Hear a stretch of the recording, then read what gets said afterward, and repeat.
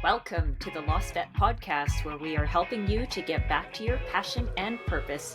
I'm your host, Dr. Melodie Chan, and in this episode of Destination People, I am excited to have Jodi Lynch Findley along with us today, who is one of our trainers and mentors with the Lost Vet program, who will walk us through the different generations that we will find in the workplace today and give us a secret word that will help us remember that we are all in this together. Have a listen.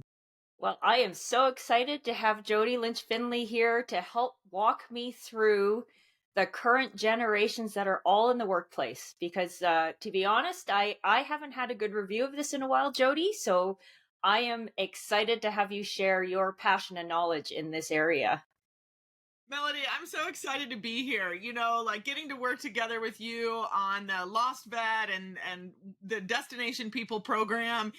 This is so fun for me, and it just gives us another opportunity to share about how important people are to the organizations we're working for and with. Absolutely.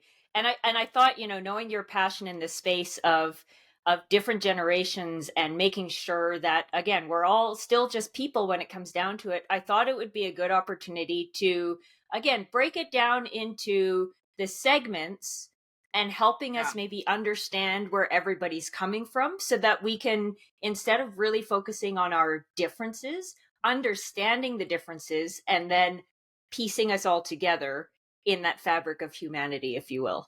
Right? Is it even possible? Can we possibly get together with 4 or 5 generations in the workplace? Who knows? Who knows? So where would you like to start? Would you like to start with the youngest in the workforce or the most experienced in the workforce? Oh, Melodie, I love how you put that. So, when I talk to groups anymore, I actually tend to start with Gen Z. And Okay. so I do. I'll start with Gen Z, and Perfect. oftentimes, especially if we have a room full of people, Melodie, I will just specifically ask the question. I want anyone born between the years of 1997 and 2012 to stand up.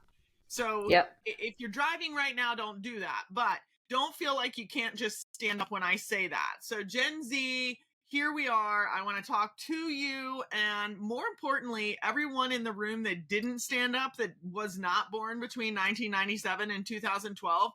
I pose a question to you, and that question is, have you ever made any statement to the effect of that generation, those Gen Zs, they don't work, they don't have work ethic, right? Like, have you ever said that? And I'm pointing at you right now, just to laugh about it and say, well, yeah, guilty, right? Most of us are guilty of that. So, and we are really seeing the power of Gen Z, the creativity of Gen Z. They're really bringing, and there's data around this, Melodie, that says Gen Z is bringing a vibe to our workplaces today that is really reigniting the spark of collaboration. Music to my ears. It is music to my ears. They do want to collaborate, and I'm not going to give away my secret word for all of these generations until we go through them, but I just want you to remember, listeners, that Gen Z does want to collaborate. And so while that is going to look different for each and every generation, we'll come back to that. So our Gen Zs are poised to take over the majority of the workplace in the next about 3 years, right? So the next in line that I'll ask in the room to stand up are the millennials. Millennials are currently the majority of the workforce, and that is our colleagues, our coworkers, our clients that are born between the years of 1981 and 1996. So millennials, when they get to stand up, I ask the same question. How many of us in the room have ever said that generation won't work? That generation doesn't have any work ethic. And again, we can laugh about that, raise our hands. Many of us are guilty. Guys, I will introduce the concept that they work differently, right? They just work differently. I mean, our millennials have completely disrupted, if you will, in a good way, in so many good ways, our lives. and so that's a generation that was really driven by convenience. And they have provided us with some really great convenient solutions. Who would have ever thought that no matter what you want to eat, no matter where you are, no matter what time of day it is, like let's get an app out and order up some Uber Eats or whatever that looks like, So from Airbnb and Uber and these many conveniences, let's give credit where credit is due. The millennials have changed the way we work without question. And then we go to, and I laugh, Melodie, because I say this is Gen X, I'm speaking to myself, we are small but mighty. So those of us born between 1965 and 1980 are this generation that is identified as being the least nurtured generation. So Gen X, we kind of, isn't that funny? It's funny, right? Yeah. Because if we look back, if we think back, we're like, oh yeah, we were like running our households by age 8, Yep. And so, we are a powerful force in today's workplace, and we provide a great deal of leadership, but we also provide a great deal of positive energy, if you will. And that's really important. We're a little bit of a buffer between the two generations that have battled for the last decade or more. But, Gen X, again, really brings a great deal of leadership into today's work environment. So that brings us to our most tenured leaders, the legacy holders, if you will, of the baby boomer generation born between 1946 and 1964. And I'm always quick to say, when I ask this group to stand up, I'm quick to say thank you. Thank you for everything that you've done to create what we know today, how we live and how we work. And all of these things can be credited to this tremendous generation who did change the world and have left us with a legacy.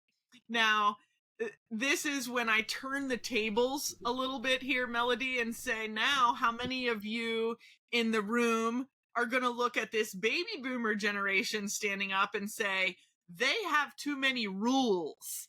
They're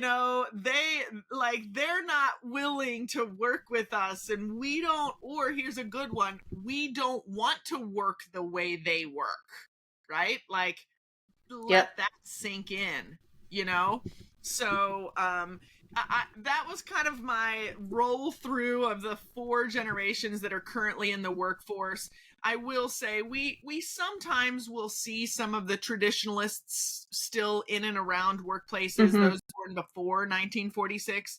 And then, of course, we have Gen Alpha coming for those born after 2012, right? Yeah. So that'll make up kind of the 6 generations that, we are surrounded by today, but primarily in the workplace, it's those 4.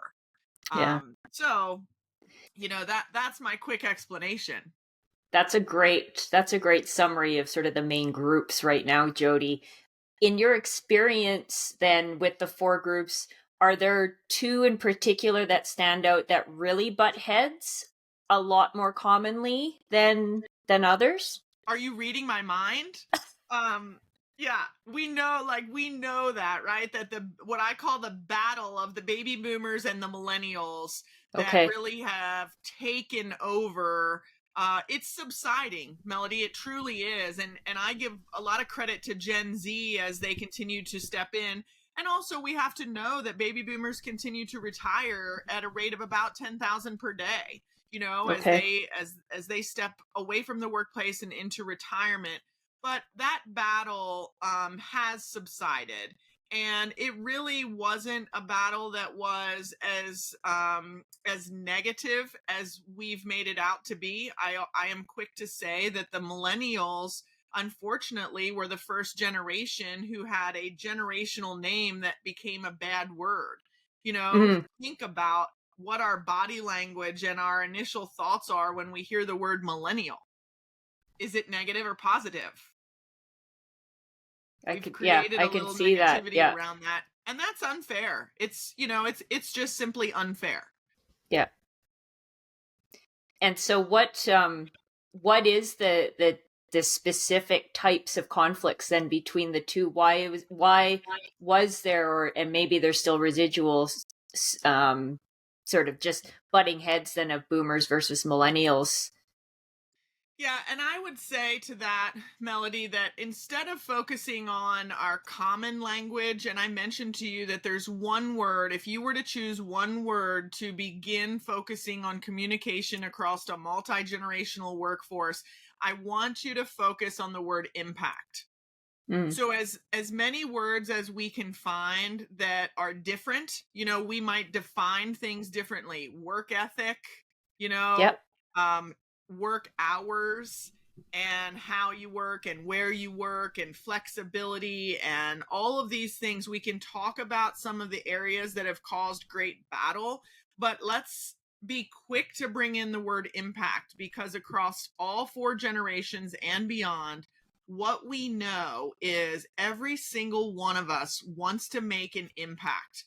We want to make an impact on the people that we love. We want to make an impact in the work that we do, in who we are and what we do and how we do it. Every one of us wants to make a difference. And so if we will focus on the word impact in our communications across multiple generations, we will start to find ways that we can work better together. And as you asked, what are the challenges? Well, baby boomers are going to tell you that we need to work 25 hours a day, at least 6 days a week, if not 7, especially when we're talking in and around veterinary medicine. And then we're going to talk to millennials who are going to talk about what I call life balance. I do not like the term work-life balance, and that might be a separate podcast or whatever, but life balance, they're going to have a focus on their lives beyond just their job and role defined, right? We are also, and I'm always quick to explain it this way, right? Like, I'm an above average wife some days. I'm a pretty exceptional dog mom. I'm also a speaker, a trainer, a sales professional. I'm a cool aunt and a fun friend. Those are all roles within our life. And so it's not as much work-life balance as it is life balance, right? Mm-hmm. So having those conversations with one another about how we want to make an impact, that's where we really come to common ground, even though we're going to have differences in how we work. It is probably no longer going to be that this employee is going to stay extra hours simply because you think that's what we need to do today. If that happens once in a while, that's no problem. But if that's the standard that's being set, that every day she should be getting off at 5 o'clock, and you're asking her to stay till 5:30 or 5:45 or 6 o'clock, then we've got a problem. And that comes back to communication. Yeah. I really love that focus on impact. As you're speaking, I can already see where, again, like you said, that work ethic, that specific trait, if you will, always Yes. comes up as a point of contention. And the way you're talking through it, it's encouraging us to step back from, I would say, that below the line thinking of you are always doing this, or you are not working like I want you to work, or making it the other person's problem. Yeah. Versus, I love this idea of stepping back and, okay, together with our different experiences, what is that impact that we can collectively agree on and work towards together? Yes. Yeah, I love that point. It's above the line thinking versus below the line thinking, And so we talk about that in the Destination People program within the Lost Vet. And the more we can look at accountability, above the line thinking and versus below the line thinking, we're winning. Yeah. I'm also just laughing as you were going through it, because even just now, for you going through the 4, and so I'm a Gen Xer, just at the tail end. And just the fact that you said that as a generation we were the least nurtured it all of a sudden, I just like, it just clicks then, right? Like, and that's why Yeah. with millennials, as they were coming into the workforce, and it's almost like, what are these creatures? Like, why are they why are they Yes. operating the way they work? And that really, just that point, Jodi, just really hit home for me, of just sort of Yeah. realizing, oh, that's actually one of the main differences, again, from It is. our collective experiences, Yes. why we approach things the way we do. Yeah. We were very comfortable being pushed off a cliff. Figure it out. Yeah, yeah, Yeah. yeah. Gen X says, I say we to say Gen X, right? So you and I are both Yeah, Gen Xers. Yeah. exactly. I think the other thing too that I see that I would maybe encourage people to be a little more thoughtful of is, I find when people say like when they were born. And so say if I'm a Gen Xer and Yeah. then now there's a Gen Zer in the workplace and they say when they're born, our it's almost a defense mechanism. Like our initial reaction is like, oh my gosh, like you're so young, like You're such a I can't even, baby. yeah, you're such a baby. And I also see it the Ugh. other way, where there will be like old jokes made, right, of like the, oh, were you even born then, like when this happened? And maybe it's just me, like I'm the type that I don't take sort of joking well sometimes, because I just think, oh, I don't know who this is actually going to rub Yeah. the wrong way. But even as you were going through the decades, right, and I'm thinking in my head, wow, like I remember I was already in university when this next generation was Yes. born, and now in the workplace. And again, I think it's fine to sort of think those, but I would just say to our listeners, just take a moment, maybe don't make fun, maybe don't sort of Right. make a big deal about it, and just be thoughtful about what your words and actions might have on someone that day. Absolutely. Awesome. Anything else you want to add, Jodi, on giving us some tips and tricks on these four generations? You had mentioned you had a secret word for each one. Did you want It to was share those? no, my secret word was impact. So yeah, Okay. I gave that away, right? Yes. Awesome. That's Well, I that's want great. everyone to think about the word impact. But yeah, no, Amazing. Melody, the only other thing that I would say is just we have such different definitions of communication, and we are not taking time to communicate. And when I say the word communication, I don't mean talking. I mean listening. Listening is so much more important than talking. And so we are in a world that is just spinning out of control, right? Like it's the daily chaos of busyness and hurry. And so I am quick to say we have to go slow to go far. And if we would simply slow down and look at other people as human beings rather than human doings, we are not just here to do things. We are here to be human and be human collectively together to collaborate and communicate. So I'm just a huge proponent of really understanding people and spending time being present with people. Yeah, that's awesome. Thank you so much, Jodi. I really enjoyed our conversation and this review. I appreciate you, Melody. Have an awesome day. This was a great reminder from Jodi that if we are ever in that space where we're starting our sentence in our head with that generation, fill in the blank, I think it's a good reminder that we can step back and think about impact.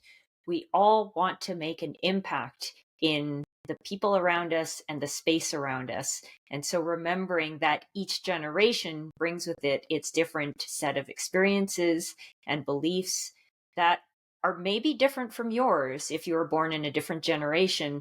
But if we can step back and think about the impact that we're trying to make collectively, that can help build some bridges. I like this idea of thinking of the Gen Z generation group as the creatives, the millennials as those that help us focus on life balance, the Gen Xers as being small but mighty, as we were the least nurtured, and then finally the boomers who have left this great legacy. And again, in their time and space, they were expected to, and the culture was to work long hours. And so that is how they were working, how they were brought up, and the expectation they may still carry with them. So having that grace to think about our different perspectives and just spending a little bit of time listening to the other person and having a bit more empathy and understanding of where they're coming from can maybe help reduce some of these conflicts or barriers that there may be if you're trying to problem solve within a clinic situation. I hope you found this conversation helpful. Thanks for listening. Until next time.